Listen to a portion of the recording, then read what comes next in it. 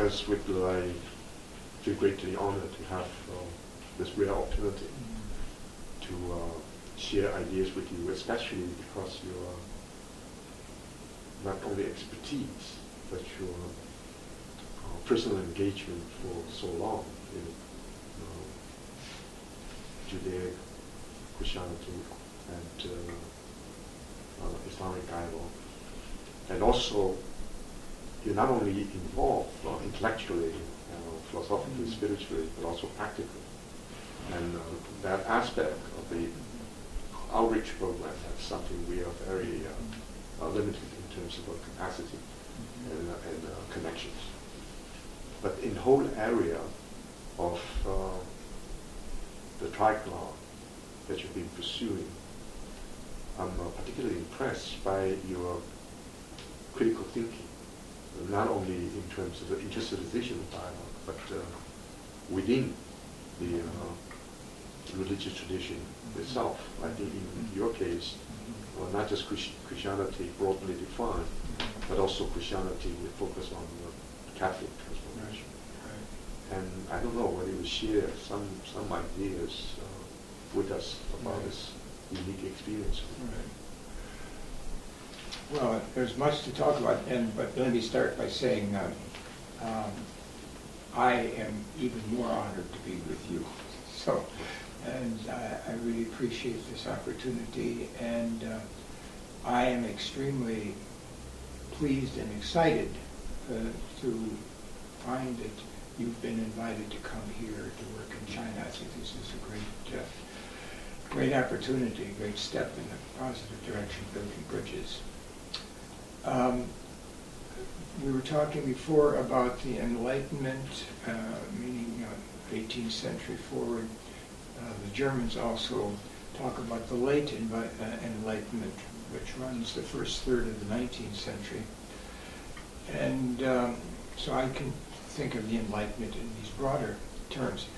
It seems to me that we probably, 100 years from now, are going to look back at what we're calling the Enlightenment and begin to see that it is a global shaping experience. Absolutely. Yeah, well, of the same magnitude, I would say, that the so-called axial period that Jaspers discerned and described, 800, 200 BCE. And in a way, I've argued that it's more than that, in that it started out with this focus on freedom being at the core of being human, and not just freedom for a few upper class noble people, but every human being. So the birth of the idea of human rights and democracy happening there. And spilling out and adding to that, especially in the 19th century, this sense of historicity, dynamism, evolution, that things are not set and fixed, but move, and that this is the very essence of our reality. And out of that grows then eventually, as part of the core, not only the possibility, but the need for dialogue. Instead of saying, as we, to a great extent, always did in the past, that once I have found the truth, any time that you differ from me, you're simply mistaken, to beginning to realize that there are different perspectives on the same reality, and no one perspective can embrace it all. And so if we, in fact, want to learn ever more, which is of the very nature of our humanness, we simply have to engage in dialogue, meaning I'm talking about the dialogue at the head here. So it seems to me, having begun to reach this level, we are at a point, humanity is at a point even greater in terms of a paradigm shift analogous to that of the axial period, to a radical shift from the way everything has been up to now and is going to be from now on forward, namely this shift to dialogue is so radical that it is a 180-degree turn, in my judgment. I mean, up until now, as I said, we've tended to be absolutistic. I mean, I know and you know there were lots of individuals who had openness of mind and learned from others, but it was relatively limited and it did not spread beyond a small coterie of people, and then it was eclipsed in various ways. And I don't see that happening in the future. I mean, of course, as I mentioned in my talk yesterday, that in human life nothing is guaranteed. But the trajectory seems to me is such that we have entered a radically new phase in the development of humanity. And as you were mentioning a little bit ago, we're even moving beyond the notion of we need to have dialogue between and among civilizations. We need to develop a total human dialogical civilization. I think you're absolutely right in saying that. So that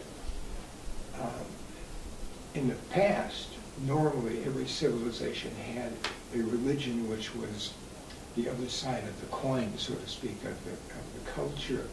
It shaped the civilization and it gave expression to the civilization.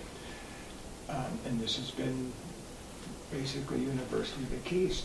The question now is, if in fact we are developing a global civilization, what's going to be the quote-unquote religion or ideology that will both shape and reflect it? It seems to me it's going to have to be the dialogue among civilizations, among cultures, among religions and ideologies. It's going to be fundamentally dialogue.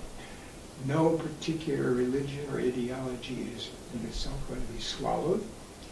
Quite the opposite, I think, is the case. My experiences are entering into dialogue.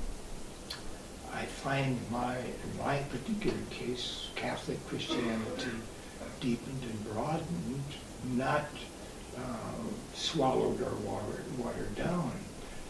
And so I expect that, well, in this regard, Mao Zedong was right when he said, let 1,000 flowers bloom. Absolutely. I think there are many different perspectives on the Enlightenment. We look at it as a cultural movement, as a project yet to be completed, as Habermas used to talk about it, and also as a mentality. And since Weber characterizes it as rationalization, and it's definitely a form of secularization, and this modernization. And some people believe, I think I share their vision that the Enlightenment mentality itself has one of the most powerful hegemonic, universalizing, transformative force. And in a way, if you look at the last 150 years, especially the last 50 years, there have been all kinds of new thinking about what actually happened. And one way of looking at the Enlightenment, some scholars characterize it as the culminating point of a long process ever since the XAH transformation. So it's still very much kind of working out of the XAH civilization, and even Weber is partly right. It in fact evolved out of one particular religious tradition, especially in the 19th century or earlier, the Protestant Latin. And so one very powerful force of the tradition is the rise of capitalism, which of course linked to colonialism and also aggressiveness, not only towards other civilizations. Social Darwinism plays a very important role, but towards nature, towards human community. And as a whole, the question of freedom is often linked to this restless approach to nature, Baconian notion about Knowledge is power, which is very different from the ancient period when we talk about knowledge as wisdom or knowledge as process of knowing thyself. So it's love of knowledge, love of wisdom. And so a number of features that are also integral part of the modernizing process have been attributed to this process. The Faustian drive to change, not just to understand, but to appreciate, to dominate, and to transform, and eventually to conquer. And so nature is often perceived as simply a collection of facts and matters with no spirituality. So absolutely, very different from the pre-Enlightenment thinking, also different from indigenous traditions as well. Right. And so, and then of course, I think one of the most powerful movements in the last 50 years or more has been feminism, as you pointed out yourself, considered as a feminist. This is something very new, and it's not maybe there are roots in the liberation of the person, the enlightenment, but on the other hand, that the enlightenment itself doesn't, at least on the surface, did not necessarily lead to it. Therefore, there's a very powerful reaction. And of course, we have communitarian idea, and for the first time, we try to recognize the world outside of the West. I think Hegel's notion about the march of spirit, the spirit, and also his vision about universal philosophy or world philosophy is again very much based upon his own, not just personal, but his own communal and critical self-consciousness of a process that began in the modern West.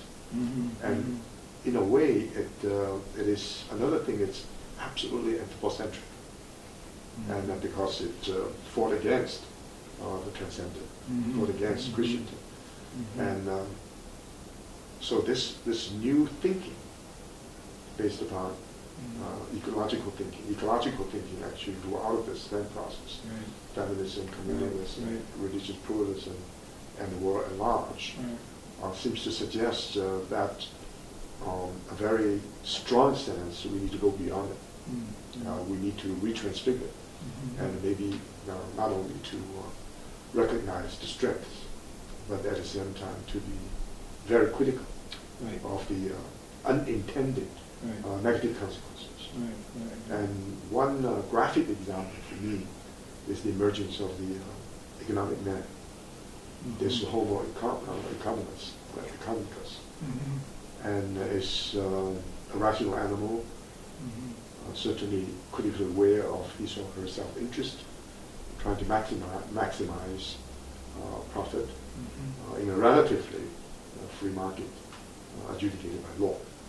So in this mindset, some of the great Enlightenment values, such as freedom, dignity of the person, law, and rationality, they're all very clearly manifested. So the idea certainly has great value. But at the same time, quite a number of other values that are absolutely necessary for our understanding of our world today, and of course for human survival and flourishing in the future, are absent. They must be introduced. Justice is a good example, but responsibility, and certainly compassion, empathy, sympathy, and a sense of civility. And if you have the rights consciousness, which may turn out to be a way of recognize the other as someone to be in principle respected, but at the same time there's no real communication, there's no need for dialogue, there's no real communication to help the other. Almost like facing the person, a billionaire facing the person who's homeless. In the rights consciousness, there's no moral or legal obligation for the person to help. But if he wants to do it, it's a form of altruism. It works out of a different kind of mindset, a different kind of responsibility. And the last thing I think is that in the very beginning of the Enlightenment, the Confucian tradition, or Chinese culture as a whole, had tremendous influence.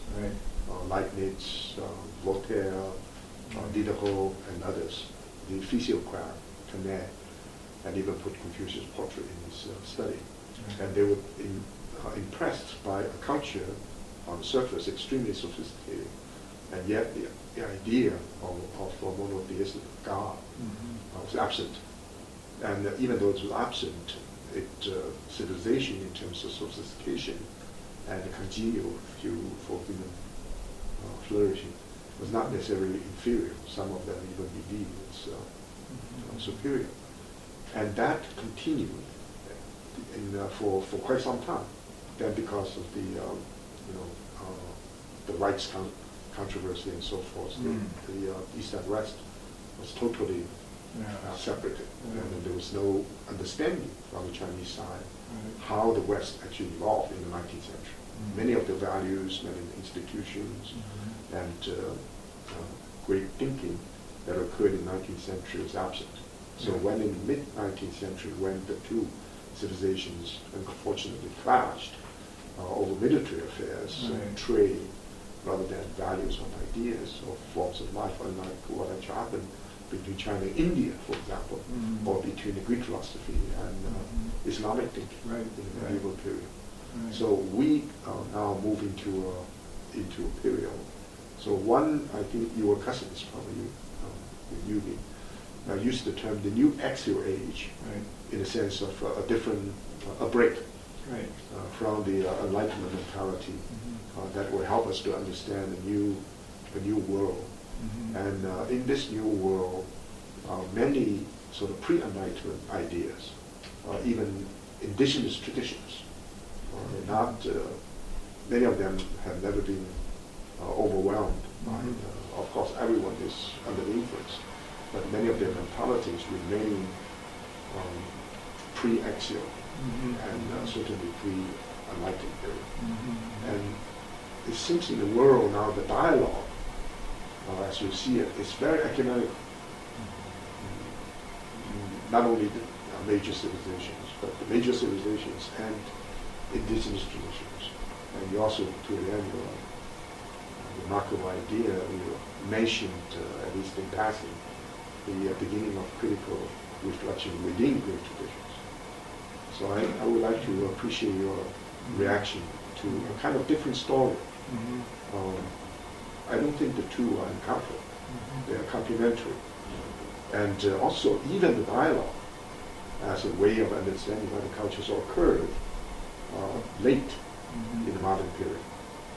And with a view to the future, some people, actually Eisenstein, I was involved in that process, tried to imagine the world in terms of multi-modernities, rather than just one form, or rather than just the European and American or East Asian. But there are many other possibilities.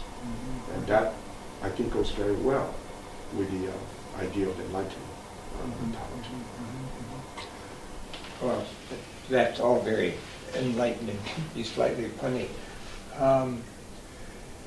My view of the Enlightenment, as I suggested, is that at the heart of it is the turn toward the person, the individual person, as being kind of the most important value. Now, one can say, later on, criticize, well, that means a downgrading of the importance of the community, the conservation of tradition, or the downgrading of the environment, it's all subordinated to the person. Doubtless that sort of thing happens, but it seems to me that that really is a vitiation of the very essence of what I think the best of the Enlightenment was and is about. I think you're absolutely right. The Enlightenment is not some historical thing that happened back there. It's going on right now, and it's going to go on into the future. It's this radical turn toward the person, all persons, not just a few persons, as being really the most important.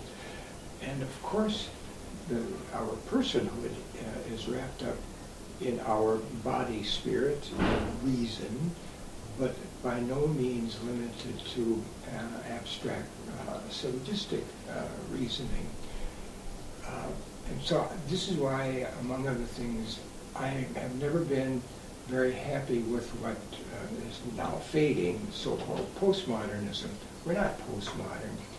We're an expanding kind of modernism, if you think of modern in terms of, largely in terms of Enlightenment, although nothing happens like a light switch. I mean, it grew out of all kinds of things, including the Renaissance and the colonial period, and the interacting of Europe with the whole rest of the world, not necessarily by any means in a benign way all the time, but nevertheless, all these new things, new ideas, new experiences having their effect. So it seems to me that what is happening is that we're moving, as we said before, toward a global kind of a civilization, one that will not be uniformity, but will be enhanced and interacting and hopefully positively, dialogically relating portions of this growing global civilization. And it seems to me one of the key things that has allowed this to happen, is allowing it to happen, is, as I suggested before, the separation of religion or ideology as functional equivalent from the power of the state. By no means forcing religion out of the public square. It needs to be in the public square in a very forthright kind of way. But it needs to be separate from the power of the state in the sense that no one particular religious or ideological view will dominate with the power of the state or any other physical power. The only kind of power that it should have would be that of the spirit, meaning the intellect and also the affective dimension of our spirit. So my sense is that until those political bodies move in the direction of separating religion / ideology from the power of the state, those political bodies are going to remain basically humanly retrograde.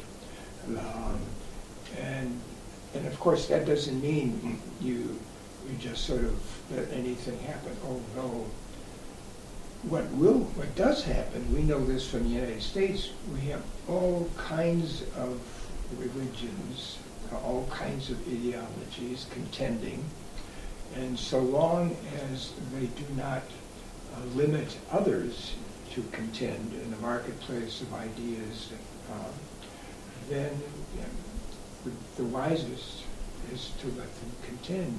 And the good and the true, the beautiful, we hope will come to the surface best in that way. It can be messy, can be sometimes painful, but the alternative, it seems to me, is even far worse. And we know from our, I would say, from our history. I mean, we tend to, for example, look back at the Roman Empire and Roman culture and the wonderful things about it, all of which is doubtless true. But if we study it at all, we realize that it was also vicious. And there were all kinds of people who were very unhappy with the yoke of Rome on its neck.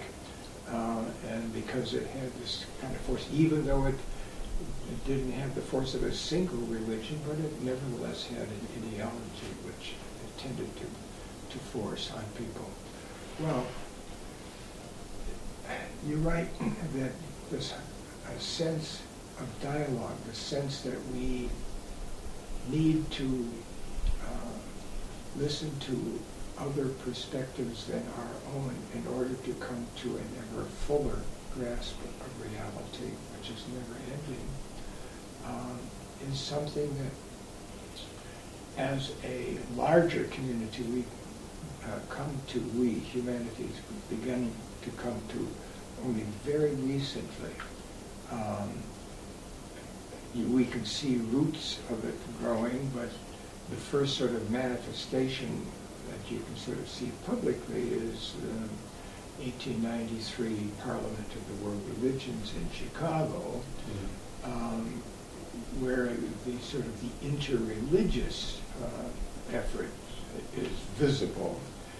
It didn't have any sort of a large follow-up that we can see, like organizational or otherwise.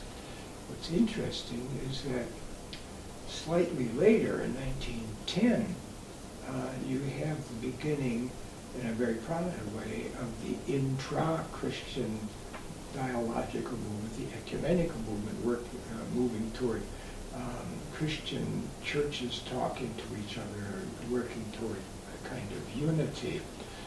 And that did have sort of massive kind of institutional form. And it seems to me that that contributed a great deal to turning the strong forces of the developed Christian bodies, of turning away from looking inwardly all the time to turning outward. In this case, relatively short-sighted, so to speak, to talk to other Christian bodies.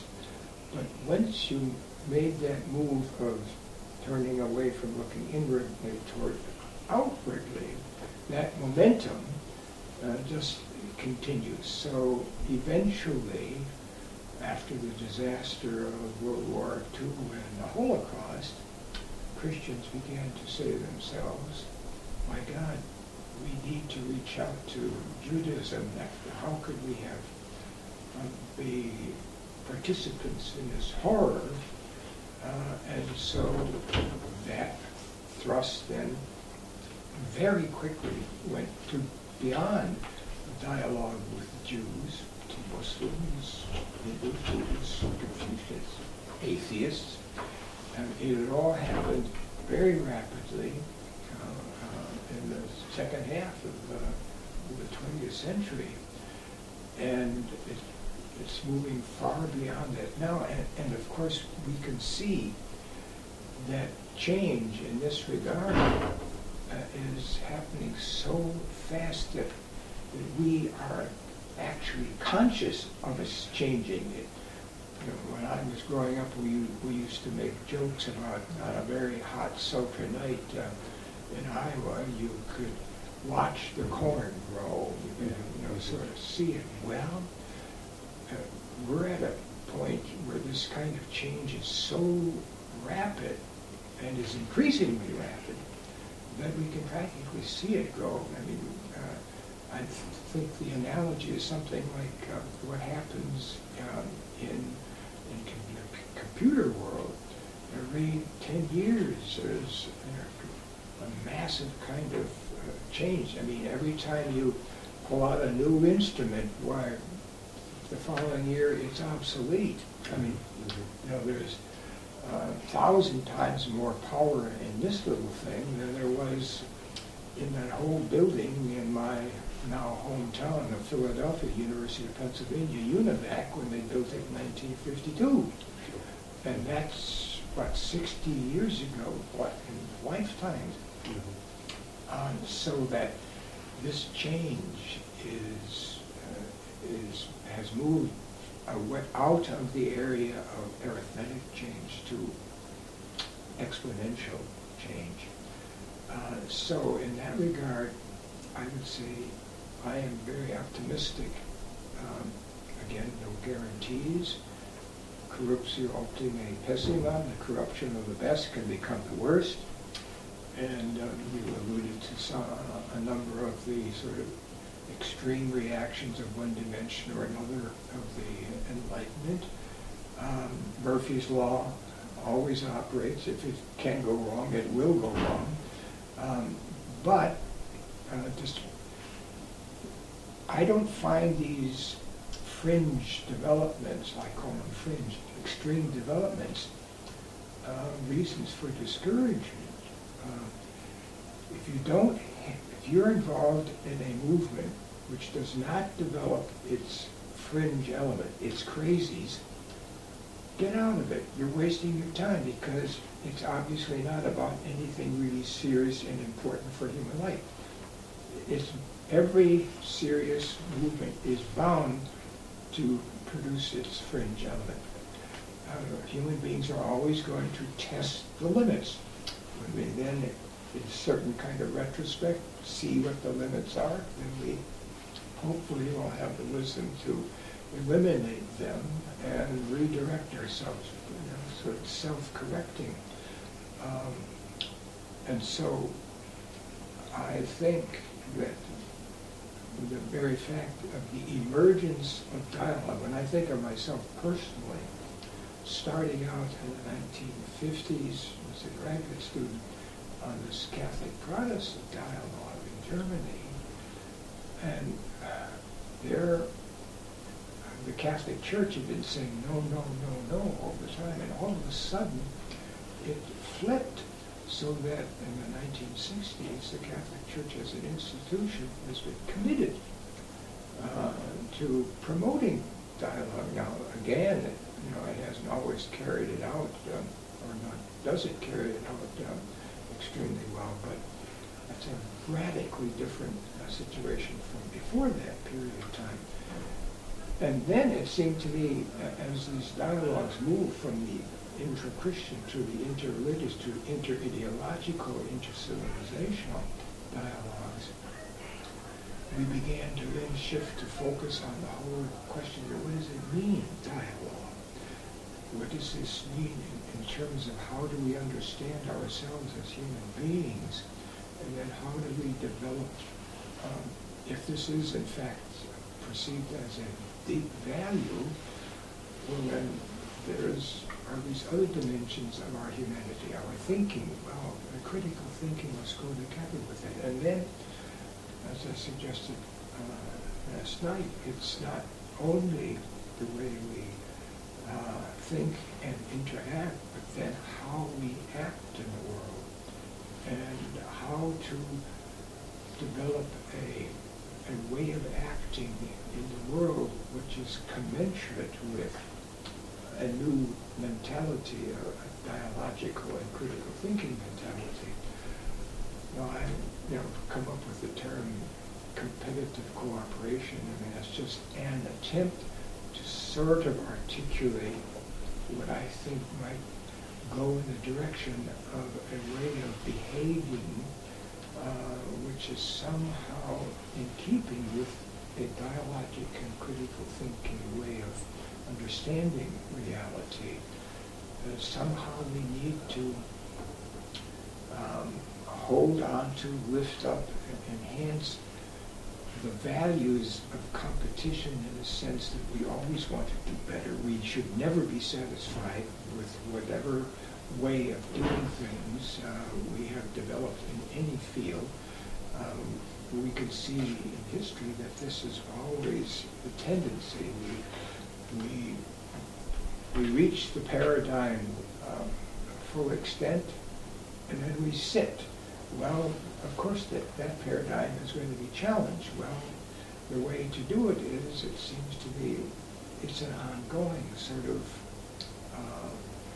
interaction, and so combining that sense of competitiveness vis-a-vis ourselves, jihad in that sense, of the great jihad, the struggle within us to do what we increasingly see to be the good, the true, the beautiful way to behave, needs to be done more and more sensibly in cooperation, so that the more that we can work in the direction of win-win kinds of ways of acting instead of win-lose, the better we are, the more human we are going to be. Our humanness is a work in progress. So that's how I would begin to develop that conversation in that direction. If we look back, there are many storylines of how human beings converge in the world today. And the Enlightenment story is one of them, and certainly very deeply rooted in the modern West. Mm-hmm. And certainly it's a storyline that tells a great deal about a particular experience. And within this particular experience, it has many dimensions. Some of them very, very congenial to human flourishing, and some of them turn out to be very threatening to human survival. So if we look back at this particular juncture and remember the emergence of the X-ray civilizations, you have the Greek, the Judaic, but also the Hindu and Chinese and others. And so the presence of traditions, of modernity, is always it is always taken for granted. There's no movement. I think you used the word historicity. There's no movement, no development without a very long and deep history.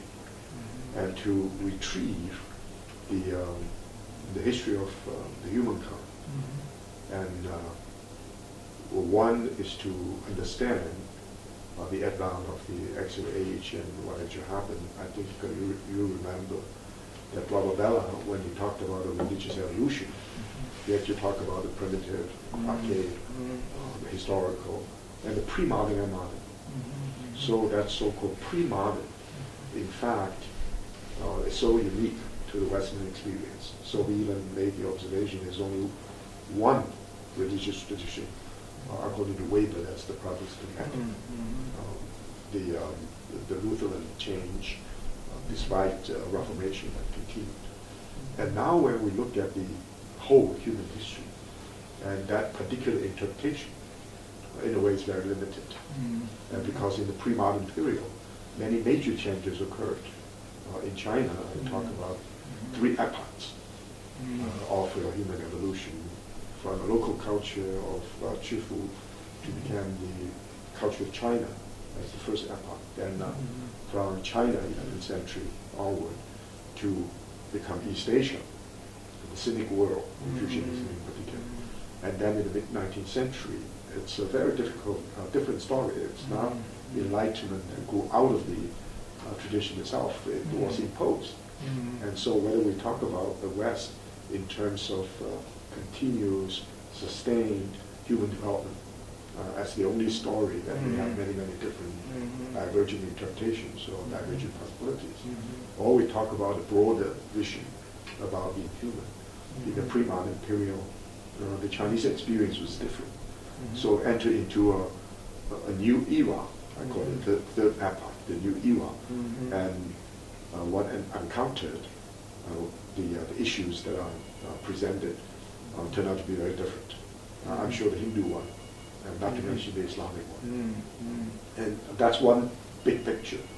And of course, some scholars even wanted to go back, like what Robert Bella is trying to do with Big Bang and the gradual the gradual evolution of the human, and from inanimate to the life force, to consciousness, and to the uniqueness of being human.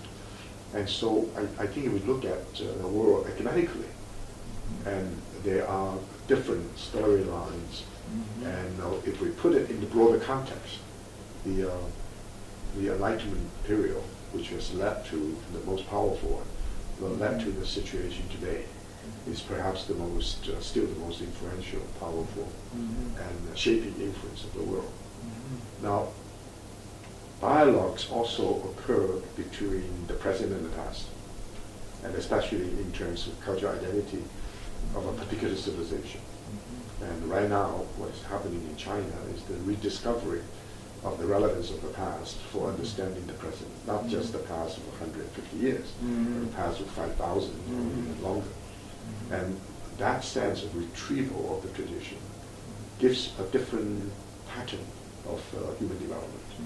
And so you have a broader picture of many, many different stories. You have a very specific, you can either say the breakthrough or even break out of a particular experience that because it's so powerful, but only in the last 100 or 200 years, maybe 150 years, that whole human history, the development of human history has been shaped by the particular trajectory originated in the Enlightenment. So that's one question, one part of the story. I think we need to at least mindful of alternative interpretations. The other one I think you're particularly familiar with is within the monotheistic tradition. The issues and problems among all the three traditions turn out to be, again, unique in human history. In the Chinese tradition, you do have the three teachings in one. So the dialogical relationships occurred in the most peaceful, transforming and mutually beneficial way between China and India, Buddhism and Confucianism. Of course, there's always tension and conflict, and not to mention Taoism. And then in India, the coexistence of numerous gods and all kinds of trains. But some people say even in the Islamic world itself, not to mention Judaism. In Christianity, at least the three major traditions. So if we then first look at the continuation of the axial age in terms of cultural diversity, then to look at the particular story of three major monotheist traditions, and now with a view to the future. And I think I totally agree with you in the post-Enlightenment that rediscovery of religious matters, because Enlightenment itself as a secular humanism sometimes very detrimental to religious practice, not only religious beliefs. We still sometimes haunted, in China in particular, by the Comtean idea of the inevitability of historical development. Religion always occupied an earlier period.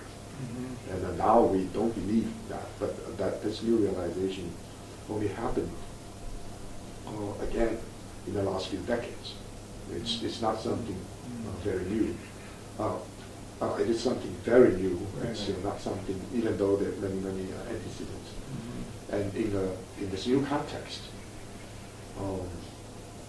especially with I wouldn't use the word postmodern either, but with emerging new types of consciousness as response to the modernizing project broadly defined, but also the particular Enlightenment project.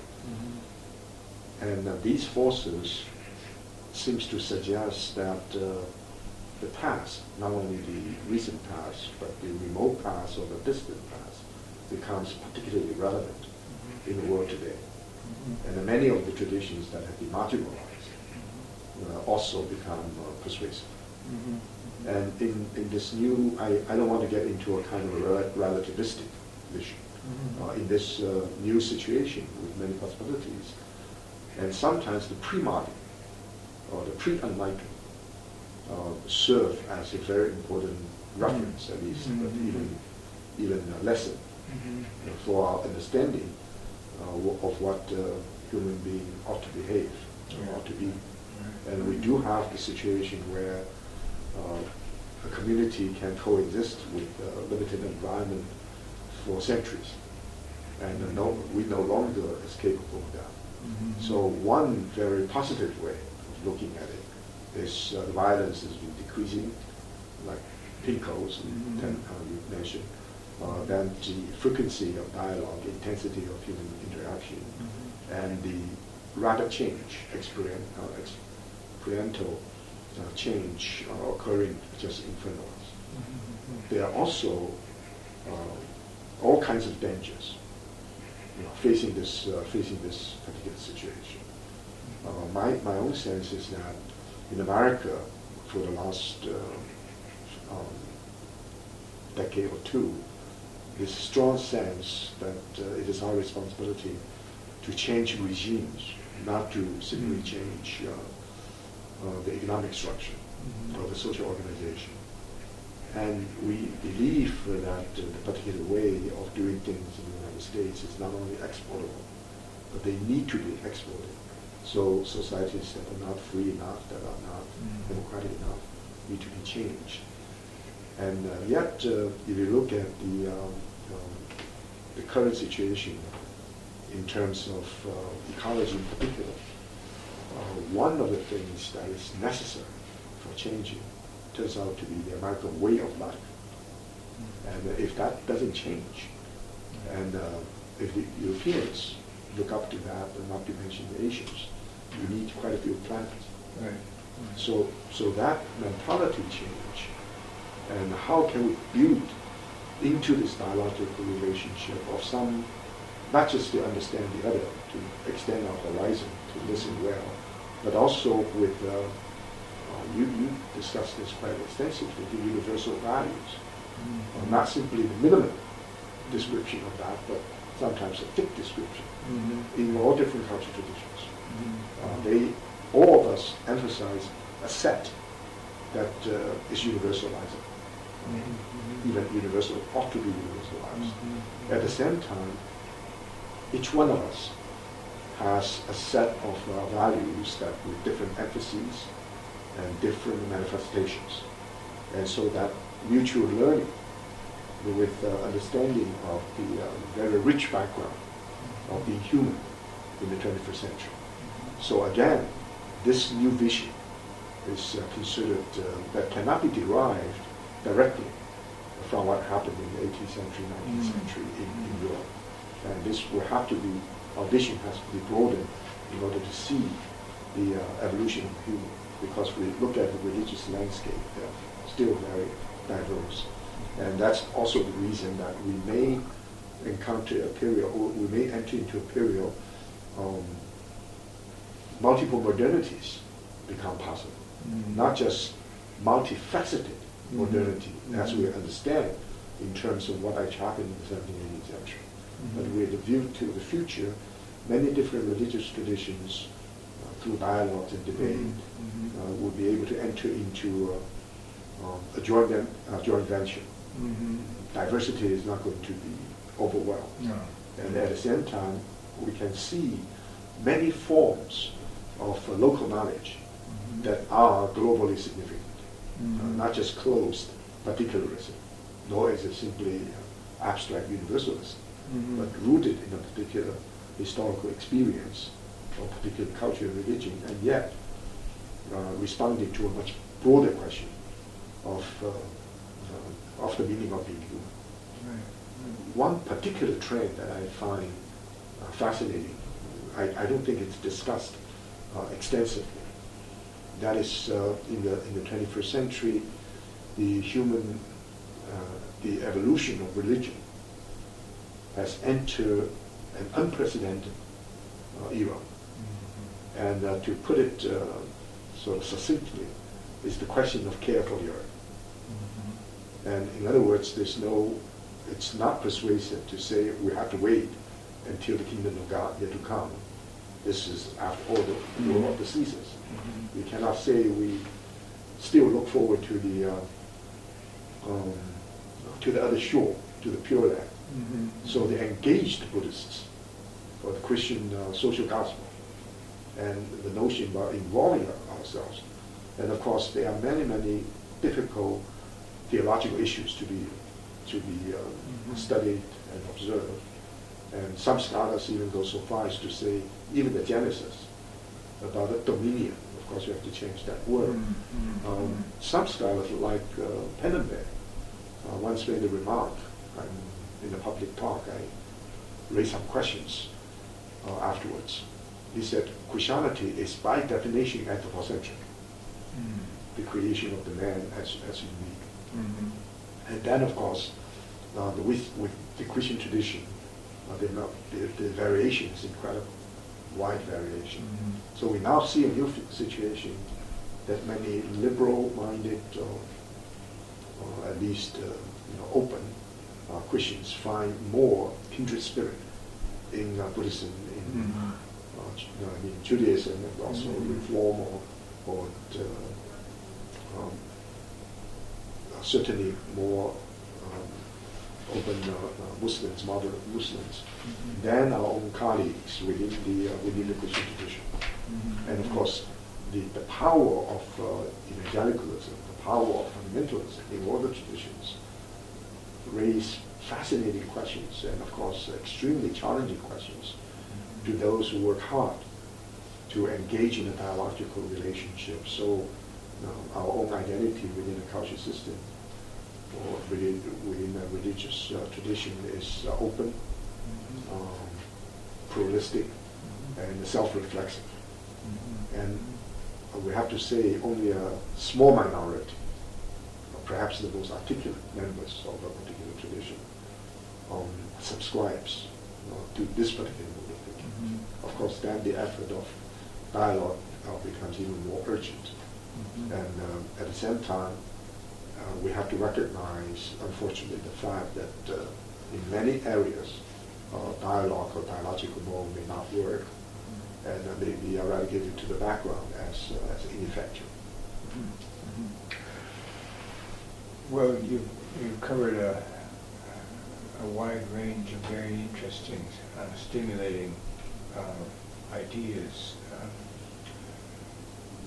Let me try to pick up on a few of them. One is that the world is radically different now because we are in a global situation. Until relatively recently, that wasn't the case. We had various empires, but they were always geographically and culturally limited, no matter how vast they were. Huge Chinese, Islamic, Greco-Roman, but they weren't global. Matter of fact, until basically the beginning of the 16th century, we didn't even know there was a globe. And so that is a game changer. And as that becomes more and more present, especially electronically, and so on, the globe is not something we read about. We are very conscious that we're part of it, and more. So every moment, that changes our mentality radically.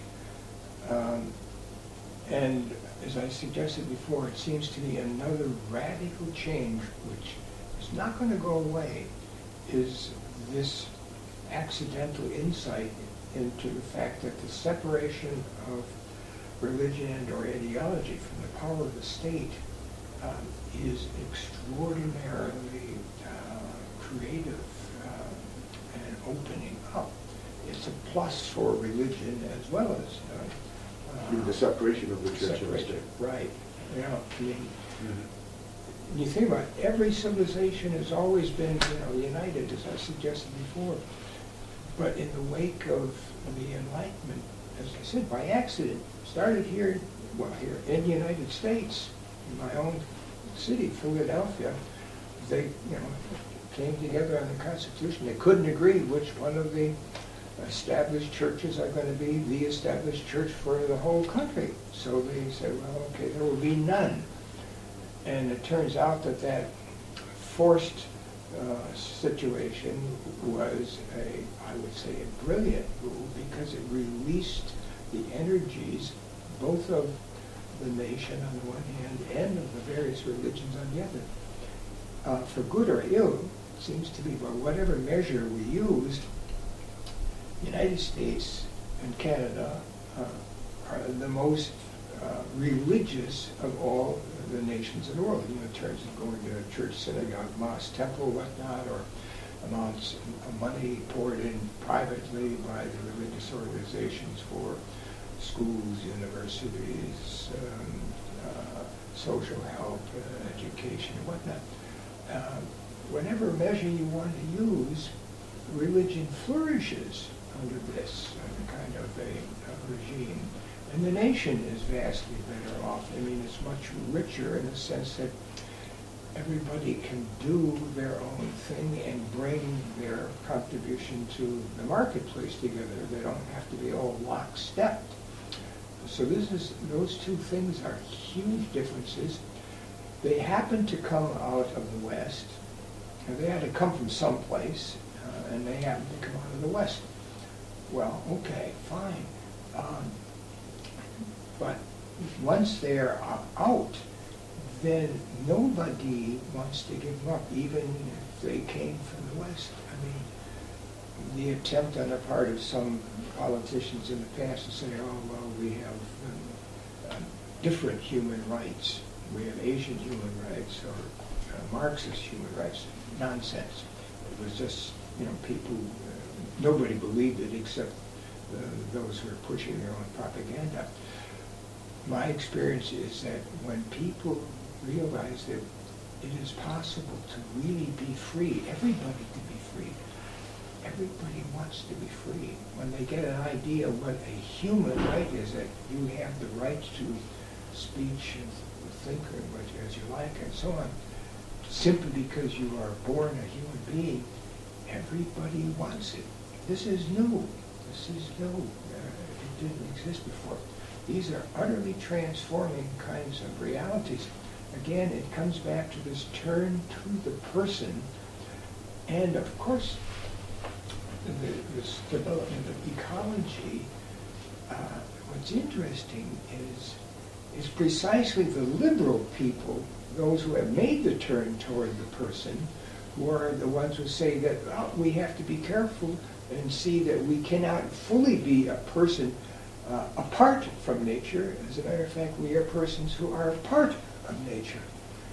It's not the conservatives who made that move, it's the liberals, the ones who have been liberated, so to speak, by this turn toward the person. So all of the problems that we create for ourselves as a result of the excesses of reason or of freedom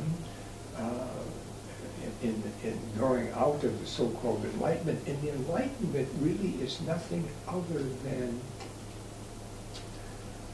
the maturation of our humanness.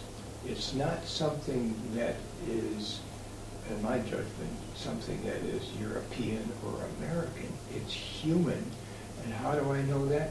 As I suggested before, as soon as those ideas are put in front of somebody in Latin America, Africa, Asia, it doesn't matter where, they immediately see, yes, this is human, I want it, because it belongs to me as a human.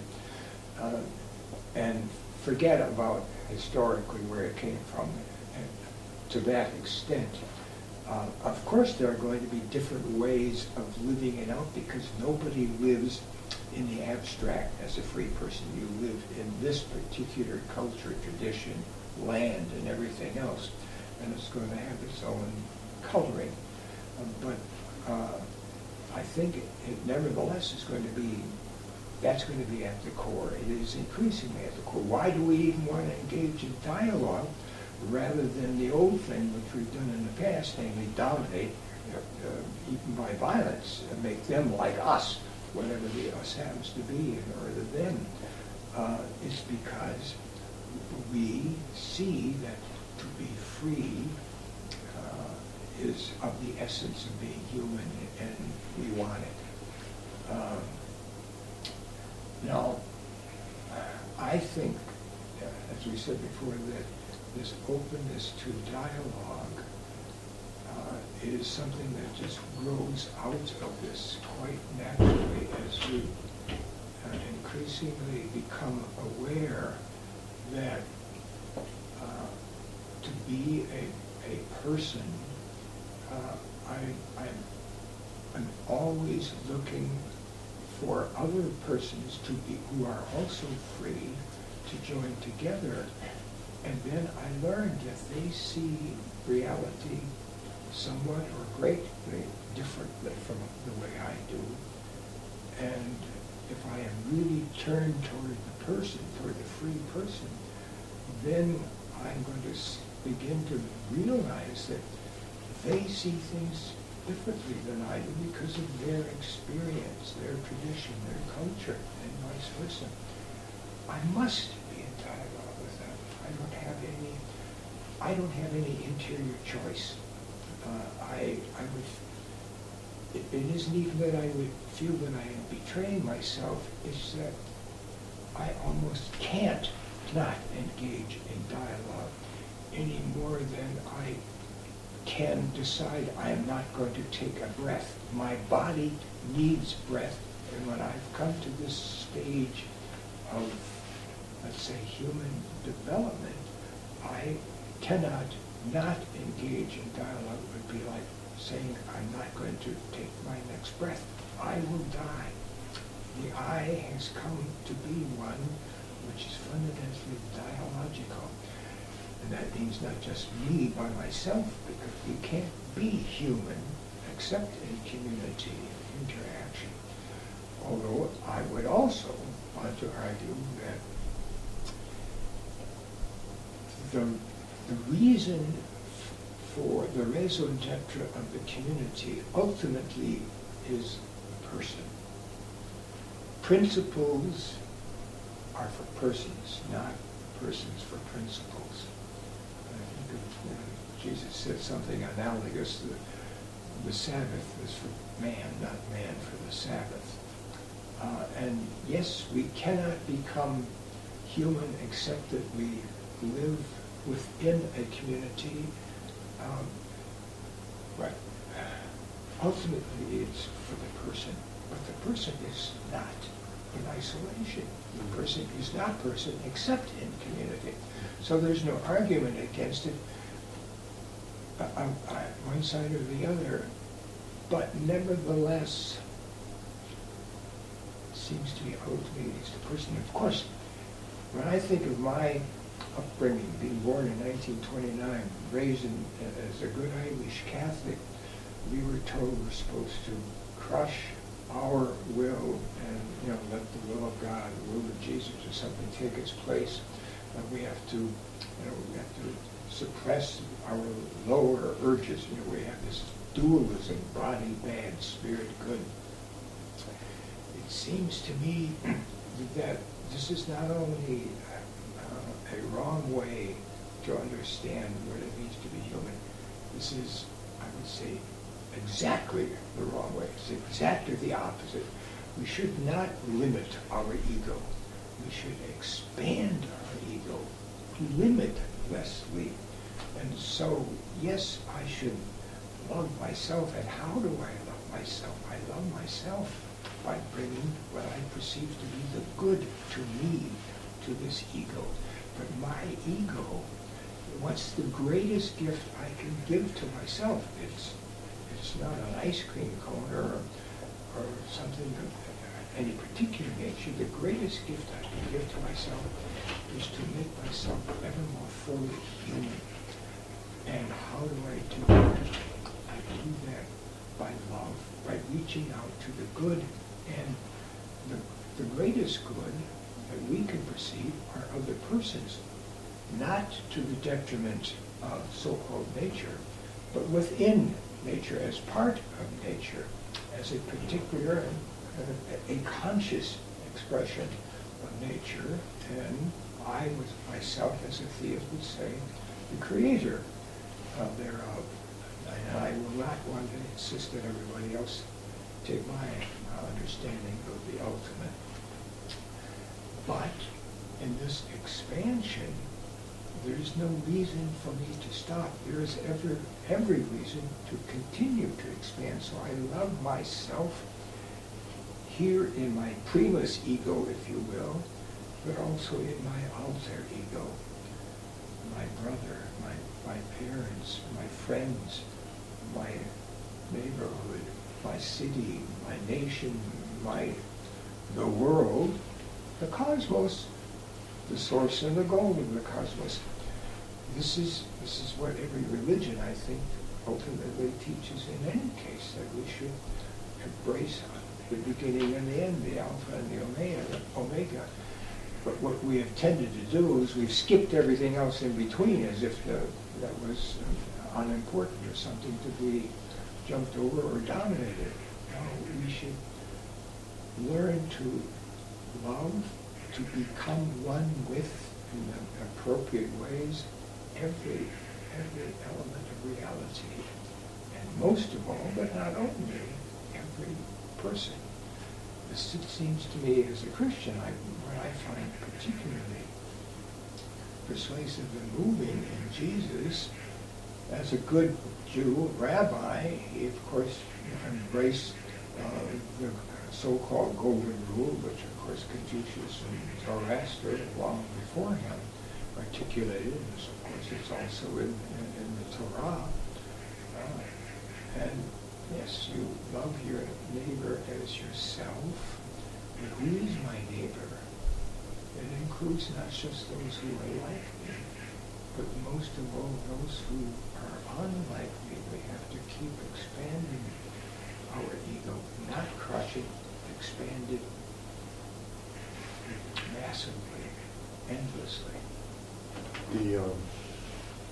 There are at least 4 dimensions to your description of the ego, because expanding the ego may lead to some misconception about not just the financial crisis, about domination, about various forms of individualism that Robert Belloc critiqued in his Habits of the Heart.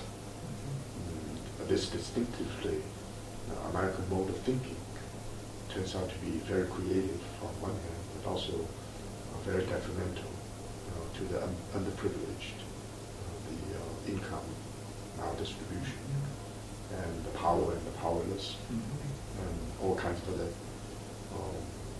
social inequality and government power. So this idea that freedom itself is going to follow a certain kind of trajectory, which is not going to simply enhance the ego of the person at the expense of others, because you already introduced a different mindset when you say you love others, and as you love yourself, or a person is never an isolated individual. A person is perhaps, at least I would say, a center of relationships. The center itself is the dignity, autonomy, and independence of the person. So the person can expand, but at the same time, when you become aware of the relationships, and not only you deliberately, consciously, but also out of necessity, try to constrain the various kinds of egoistic expressions and ideas, not necessarily in the classical aesthetic sense, but in a modern, reasonable way, social reason. And I think some scholars would even consider the love for the other as a precondition for your self-identity. It's not freedom of the self as the as the precondition, but the recognition of the other, and as a point of departure for self-understanding. Then there's also nature.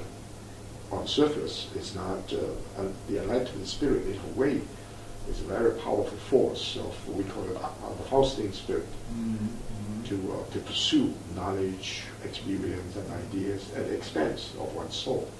And at that time, the sense of freedom is unlimited. But even though it's unlimited, it has powerful negative consequences for the flourishing of the self, and of course for even the survival of others. Then in your tradition, the idea of the transcendent. And the idea of the transcendent, you can have, for example, unless we'll be able to make a distinction between selfishness, self-centeredness on the one hand, and self-realization. If we don't overcome our subjectivism, self-centeredness, selfishness, the possibility of self-realization is limited. And we need to go beyond nepotism in order to find the warmth of our family, and the parochialism to go beyond simply my territory, my village, and chauvinistic nationalism, even I would say anthropocentrism. So that idea of expansion involves many forms of embodiment, and that embodiment in the positive, hopefully in the authentic way, is to broaden myself through this embodiment. But the embodiment always has a cost. This is almost like incarnation. Once it becomes incarnated, then the condition in which one is incarnated constrain and limits what the real spirit that's incarnated is or ought to be. And this gradual process forces us to recognize values that are not directly derivable from freedom, such as responsibility. The other one I would say simply humanity or decency. And from our egoistic development, whether from Freudian psychology or other kind of areas, and these other values, including sympathy, may not be constitutive part of freedom.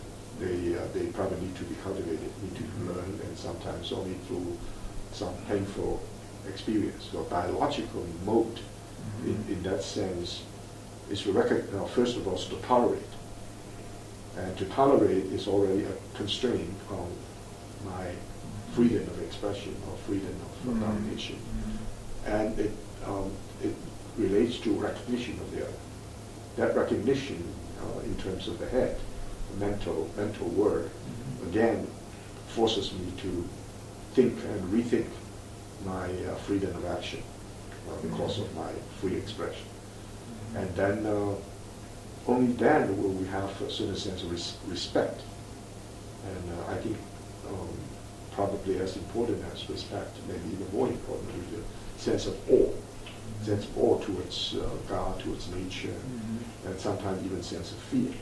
Now the egoistic trajectory is not normally in the free expression is not restrained by this particular sense of the other that requires respect. Only then the two will be involved in mutual reference and mutual learning, and we can even celebrate the difference. Celebrate the difference again is a recognition of not the limitation, but recognition that freedom has to be interconnected with a number of other equally great values.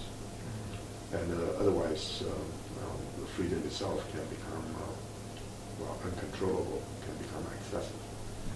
And in this particular sense, not that we have different ideas or different rationalizations of human rights, but different expressions. I used the example, I have my right, you have your right. I'm a billionaire, you're homeless, I don't have any obligation. On the other hand, if the rights, human rights, are imposed upon the rights of the elite, the elite should have a more enhanced sense of the rights of the other people to make claim of our power, influence, and wealth. In that sense, a dialogical relationship will be encountered because human rights discourse in itself does not enhance dialogue. It's a sense of respect, but I don't need to spend any time or any resources to enter into this communication. And so my sense is that there are values embedded in the Enlightenment, and they are universal, and the universalized human rights should be definitely one of them. Due process of law and freedom, nationality, and so forth. There are also values misnamed as Asian values. These values are rooted in Confucian, Buddhist, and other traditions, but they're also universal values, such as compassion, such as responsibility, or such as justice in the Islamic sense. So then the possibility of dialogue between two sets of core values may broaden our repertoire of the kind of values that are necessary for the future development. So my sense is that, this reminds me, James Buchanan, the Nobel laureate in economics, 1976, once made a remark that freedom is that all that is needed for economic development. And after the Ayn Rand case, he said probably responsibility is absolutely necessary, especially for those who are powerful and influential. And then even introduce the idea of decency, because you can have freedom, you have responsibility. If you're not decent and you know more, you are endowed more richly, and you have more information, more ideas, and more resources. And you can do a lot to enhance your ego. Whereas the homeless no matter how large the ego, the conditions in which that can be expressed turn out to be extremely limited. Right. So we do have this corrective, I guess. Right. Yeah, it seems to me, I mean, if we pick up one characteristic or one value, we always have to be aware that it's a particular focus, and there are other dimensions. We cannot be human and develop only one value or even one set of values. In a way, I guess every value that we want to focus on, almost in Hegelian fashion, should call forth its conversions. So we speak about freedom.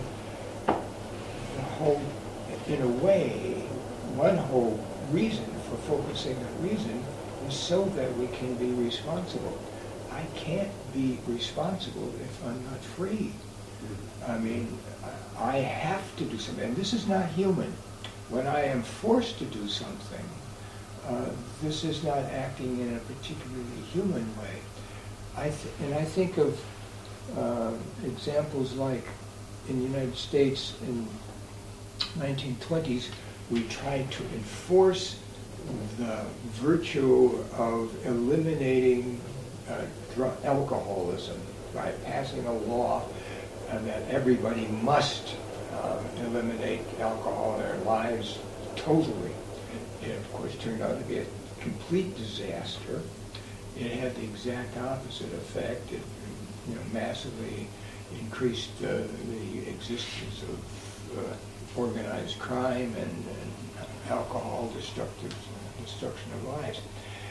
Then you compare that effort with the effort to eliminate the health hazard of smoking tobacco in the United States. What we did there in our doing is we tried to persuade people with a whole range of kinds of arguments, advertising and information and so on, persuade people that they should freely decide not to smoke for whatever sets of reasons. And it's been vastly successful, and when I think about the world, when I came to China after the United States had become relatively smoke-free, I was immediately confronted with what it was like in the United States when everybody was smoking, and because it was still going on here. Or all you have to do is watch some Hollywood movies from the 40s or 50s. Nobody can make two moves without pulling a cigarette out. Nobody does that today. But it's all because we have appealed to people's freedom and their rationality. I think the voluntary act itself indicates the persuasive power, and the persuasive power enhances one's sense of responsibility. Yeah. And in so doing, one is willing to curtail one's desire, one's interest in smoking. So I do believe that, and some values, or maybe freedom is a precondition for responsibility. Yeah. But in some other areas, and justice may turn out to be, in some extreme case, absolutely critical. So in addition, you already introduced the notion of rationality, reasonableness. And sometimes reasonableness may be even more persuasive in terms of everyday life than simply abstract rationality. And the reasonableness is appeal to a sense of rightness. I think human beings, every human being has feeling, and that feeling is related to sympathy and that's very critical, and every human being has a sense of right or wrong, or has a sense of what is appropriate. And many of them, now these will have to be cultivated, but the particular sense of that's internal. My feeling is there. How do I express my feeling freely? Depends upon sometimes my choice, sometimes conditions imposed upon. Well, also we need to, I mean, what has happened, I think, is that our sense of who are appropriate objects of our sympathy and our reaching out has greatly expanded. It was, and it is still, in many instances, my family or my tribe. But beyond that, maybe the exact opposite seems to be the group. That has to be extended. Right, right. But it has been changing. I mean, you know, this tsunami a few years ago there in Indonesia and so on, or the one in, well, I'm just thinking the one in Indonesia, massive numbers of people not only sent money here, we had 2 former presidents of the United States leading this huge campaign to raise money, and lots of my friends or friends of friends, you know, went off their MDs and so on to work. I mean, this is a kind of altruism that just wasn't there in our past history. You know, I mean, we didn't think that way. You will find the same thing, say, some Christians will say, oh, well, those poor Christians over there, let us do something about it, or the Muslims, the Ummah. Well, what we need and what we're working toward is a global human Ummah or community. And beyond that, not just the human community, our Earth, and of course now even beyond that, you know, so however kinds of effects and impacts we can have on extraterrestrial sorts of things. I think this sense of an expansive ego in the positive sense that, you know, I am out there as well as in here, and so the whole movement, what is love? It's a move toward unity with whatever is perceived as the good. Whether it's something simple, I want to have the ice cream united with me, or I want to listen to Mozart, but I also want, if I think Mozart is so beautiful, I would like to teach my granddaughter to love Mozart, because I think this good is something that my extended ego should also embrace there. And it doesn't stop with my granddaughter. It should just constantly expand. Well, I think my way of looking at the same question is the experience. Actually, it's experiential of embodiment. In other words, the personal experience is not private. It's expensive because it's public, accountable, and even falsifiable. And that sense of embodiment right now, because of the consciousness of the world, and because of knowledge, all kinds of other possibilities, especially in the development of science and technology, is now unlimited. And that possibility of expanding. And so I would say the notion of feeling of sympathy, empathy, and the idea of your idea of the expansion of the ego, these are 2 ways of describing the same process. And the embodiment way is that it cannot be done in the abstract. It has to do it concretely. So we have this notion of a concrete humanity in this particular process. Well, it's also interesting. There are new things under the sun. I remember one of the statements attributed to Jesus in the New Testament is, "The poor you always have with you." Well, Muhammad Yunus in 2006 said, we can get rid of poverty. And by damn, we're on the way. Now, huge barriers to overcome and so on. And, you know, all kinds of reasons to criticize all sorts of things. In the United States, 305 or 310 million people, and 50 million are living below what we describe as the poverty line. Horrible. And we need to eliminate it. But at the same time, we should remember our little mathematics. There are 260 million people who are not living in poverty. Where in previous ages could you find a situation like that? That just didn't exist. We are moving in the direction of eliminating poverty. And of course, by the elimination of poverty, only then can we really start the process of humanization.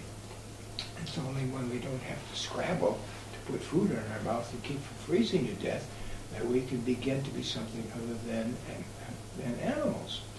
So I would hope that my great-grandchildren, maybe even grandchildren, will be looking at causes which are beyond the elimination of the physical difficulties, clothing and shelter and jobs, that sort of thing. We can concentrate on the human or the humanizing values for the world. And I find this very exciting and very encouraging. One last observation is that with the advent of the power of the market, statistically, actually the number of people under poverty line increased quite significantly, unlike what the World Economic Forum projected some time ago. And it's, of course, it's differentiated in terms of nations, regions. The North and South question is not simply global, it's local. Sometimes within the tiny community, you find the situation. So a mindset is required, certain kind of mindset. The dialogue between the South and West, South and North, and within one's own community, South, North and South. And the observation you have in mind is that since all major religious traditions have to transform themselves in light of all these new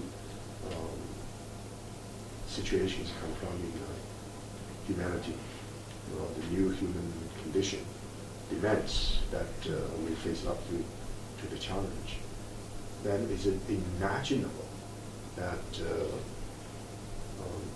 religious traditions themselves will develop in such a way that dual membership, or even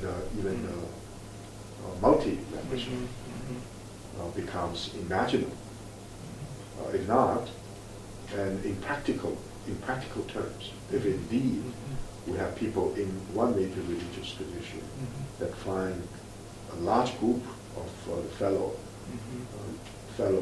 members of the faith community very, very contrary to their basic idea of human decency or humanity, and other people in a different cultural tradition.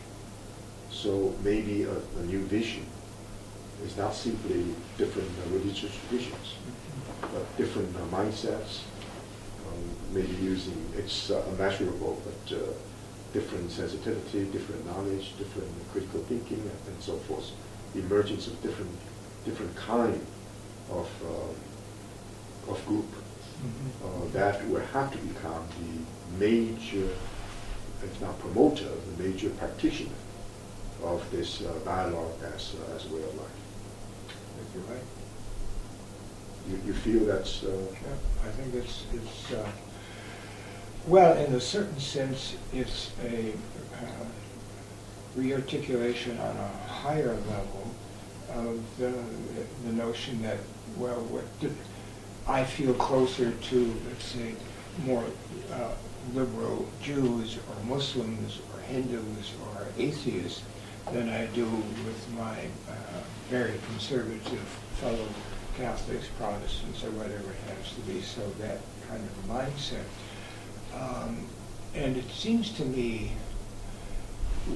what I would dream of as sort of like a world that I would hope we could work toward is there would be various kinds of differences in approaches to everything in life, but they would be approaches which would be felt and articulated and acted upon in benign ways toward each other and not aggressive and hostile ways. And that could be, in some instances, very different kinds of approaches. There's starkly different kinds of approaches, but not articulated and lived out in ways that are going to be somehow destructive one or of the other. Now, some people might say, well, this is, pie in the sky. Well,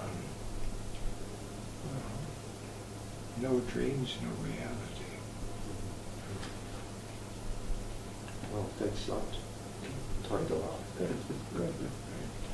We covered the waterfront and a good amount of the inland, too.